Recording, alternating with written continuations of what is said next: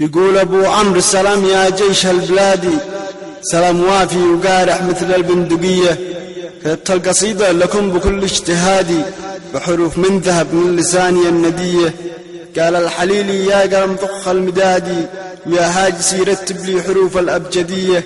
لكم أنتم كتبت القصيدة ونظمت أبياتي، واهديها لكل قايد وضابط وفرد في السرية. الجيش أبطالنا البواسل الأسود البوادي، أصحاب العقول الرزينة والروح النقية. فقر العرب أنتم يا الجنود الشدادي، يا حماة الثورتين والوحدة الأبية. يا عز قوة في كل ساحل ووادي، سلاحكم الحكمة والحق مع المدفعية. يا جيشنا يا شوكه في عيون الأعادي، يا قاهر الأعداء في وقت الحمية.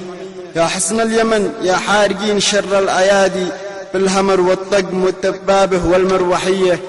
يا قوة الجيش دمري من الوطن يعادي، دمريه واحرقي شرور كل نية. لأنكم مؤسسة عسكرية مرفوعة العماد، بجماجم الأسود والنمور يا ناس مبنية. انصرهم يا الله يا رب النبات والجماد، على كل الأعداء وشر البرية. يا مجيبين صوت المظلوم حين ينادي، وداحرين أوكار التمرد والعناصر التخريبية. الشعب لكم يدعي في ليل السواد، بأن يحميكم ويجعل حياتكم هنية.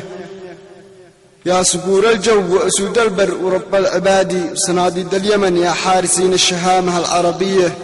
تقدير مجهودكم يا جيشنا هذا هو المراد، يا حماة الوطن أنتم مناصرين الجمهورية. وقفة تأمل واحترام لكل قيادي لخبراته والتكتيكات والخطط العسكرية. باقول يا يمن استبشري برجال البلاد، رجال المعارك والشتة فلهم التحية. بقصيدتي شكرت مجهودكم ونعم الاجتهاد، وهذه القصيدة يا جيش مني لكم هدية. وانهي بالصلاة على محمد خير هادي، الذي وصى بالولاء للوطن وصية. سلامة.